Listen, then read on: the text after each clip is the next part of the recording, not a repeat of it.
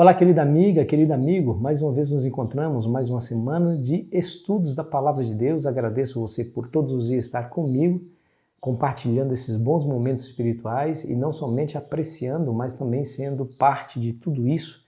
Ao receber o vídeo, você assiste o vídeo, você se interage com o vídeo, mas também você passa o vídeo para outra pessoa e isso faz com que a Palavra de Deus chegue mais longe. Continue assim. Se assim você perseverar em fazer, a Palavra de Deus vai cumprir o seu propósito. Diz a Bíblia que ela não volta vazia, acredite.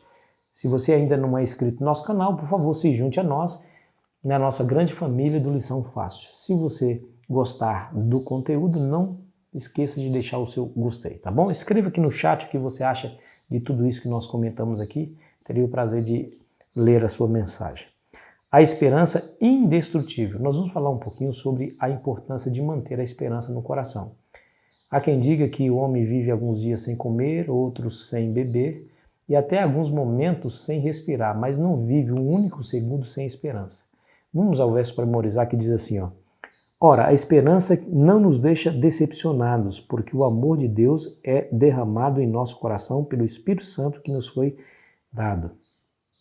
Infelizmente nós tentamos colocar Deus dentro da nossa própria caixinha, dentro da nossa experiência. Achamos que Deus deveria agir da maneira como achamos que deveria.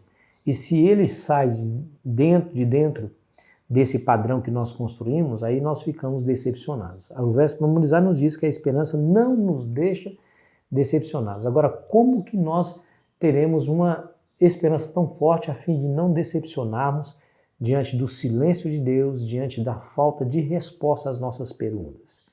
Querido amigo, querida amiga, essa semana nós iremos aprofundar essa relação. Se você não conhecer o seu Deus, como ele se revela, como ele se considera em relação a você, quem é ele nos seus atributos mais notáveis, certamente a esperança que você tiver, ou na verdade você não terá esperança alguma se você desconhecer o seu Deus. E aí os desafios, os embates, os sofrimentos e angústias terão uma ação destrutiva da sua fé e você vai desanimar. É por isso que Satanás quer te manter longe, mais longe da palavra de Deus. Porque na palavra de Deus nós temos acesso às informações de quem é Deus e os seus atributos. Quer ver? Olha como Jesus se considera em relação a mim e você. Capítulo 10 de João, Evangelho de João, e o versículo 10 diz assim, ó, o ladrão vem somente para roubar, matar e destruir. Eu vim para que tenham vida e a tenham em abundância. Eu sou o bom pastor dá a vida pelas ovelhas. Aqui, amigos, não há dúvida do interesse que Jesus tem por nós. Ele é o bom pastor que dá a vida pelas ovelhas. Ele diz, eu vim para que você não tenha qualquer tipo de vida, mas que você tenha a vida em abundância. Ele ama tanto a cada um de nós que ele se coloca entre nós e o perigo que nos ameaça, a ponto de até mesmo ao perigo da sua própria vida.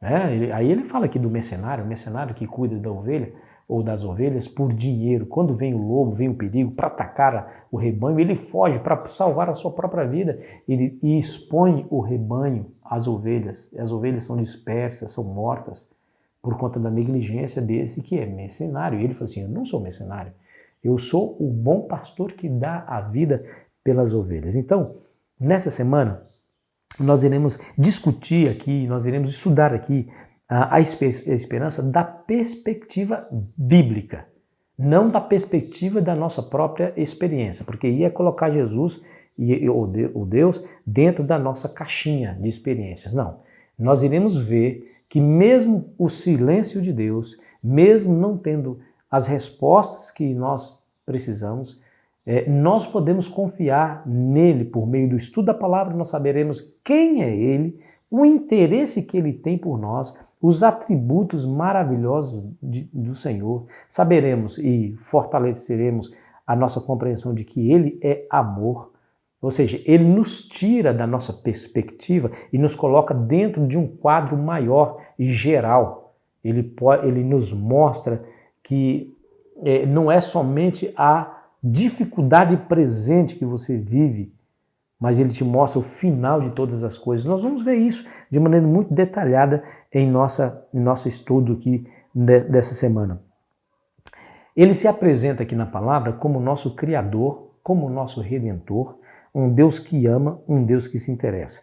E também nós iremos ver, esse é o terceiro ponto, que ele tem um plano para conosco. Mesmo em tais circunstâncias difíceis, nós podemos estar confiantes que o plano de Deus irá se cumprir. Não parece que está se cumprindo, mas vai se cumprir mais cedo ou mais tarde.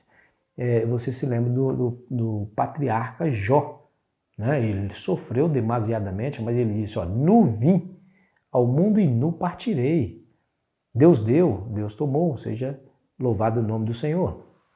Isso é uma experiência de confiança e é esse tipo de crescimento que nós devemos alcançar. É esse tipo de experiência que nós devemos ter. O Senhor Deus está operando em nós para que a nossa confiança nele, no seu poder, na sua misericórdia, no seu amor, no plano que ele tem para nós, seja inabalável. Venha os ventos da tempestade, venha as dificuldades que vier, mas nós saberemos que no final das contas, Deus está interessado na nossa salvação. Se eu tiver as respostas aqui, maravilha, vai ser uma maneira de testemunhar desse Deus maravilhoso. Mas se ele não me der as respostas, não importa, lá no céu, todas as coisas que estão em trevas virá a plena luz e o Senhor Deus irá me revelar todas as coisas. E aí, eu lhe pergunto, diante das provações, das dificuldades, quando as pessoas te magoam, quando as pessoas falam mal de você, quando alguém comete uma negligência, deveria fazer algo por você e não fez, como é que você tem reagido? Alguns, infelizmente, viram as costas. Alguns deixam de crer como se fosse Deus o responsável pelo seu infortúnio e acabam se afundando cada vez mais. Infelizmente, amigos, o diabo arranca do coração dessas pessoas o evangelho que ali foi plantado. Jesus já tinha dito como seria isso, né? O semeador saiu a semear, parte da semente caiu à beira do caminho, vieram as aves dos céus e a comeram. Esses são os que recebem a palavra com alegria, mas o diabo vem logo e arrebata do coração essa palavra que estava no seu coração. Olha que coisa terrível, né? Aqueles que caíram, a semente que caíram em terreno pedregoso, até nasce a planta, mas ela não tem raiz profunda. Vem o calor do dia, seca-se e morre. Esses são aqueles que aceitam a palavra com alegria, reagem a ela positivamente, mas não lançam as profundas raízes e não têm força. Ao vir os cuidados dessa vida, os problemas, as dificuldades, e essas dificuldades matam a palavra e ela fica infrutífera.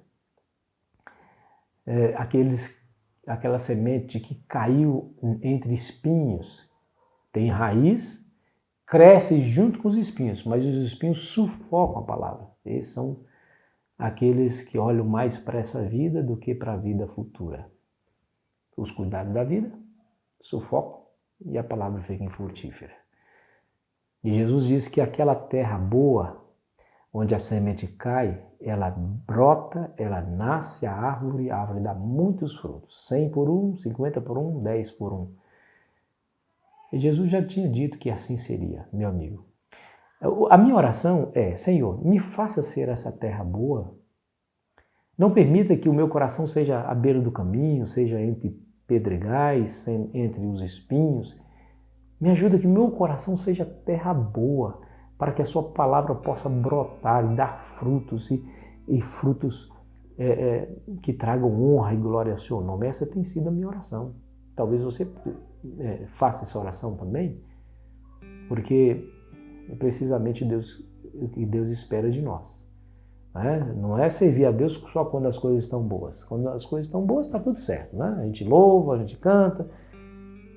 Mas será que é possível manter a esperança no coração quando as coisas não estão de acordo com o que nós pensamos? Aí que está o desafio para mim e para você.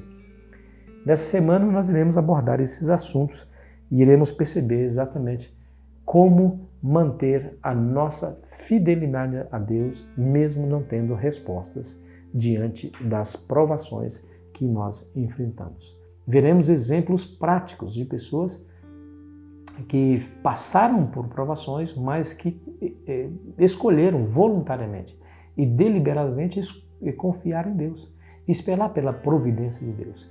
Veio a dificuldade, foi ruim, foi sofrível, angústia no coração, mas depois Deus se revelou, acabou a prova e esses indivíduos caíram de joelhos diante de Deus, declarando a justiça e a bondade de Deus.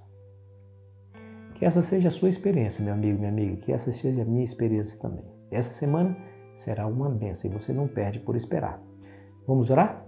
Querido Pai, nos ajude, Senhor, nessa nossa vida de dificuldade e provações, a manter os nossos olhos fixos em Ti.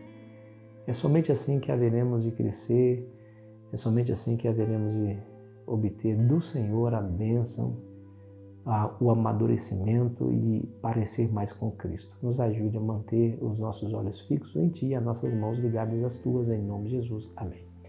Foi muito bom estar contigo, meu querido amigo, querida amiga. Amanhã iremos começar essa jornada.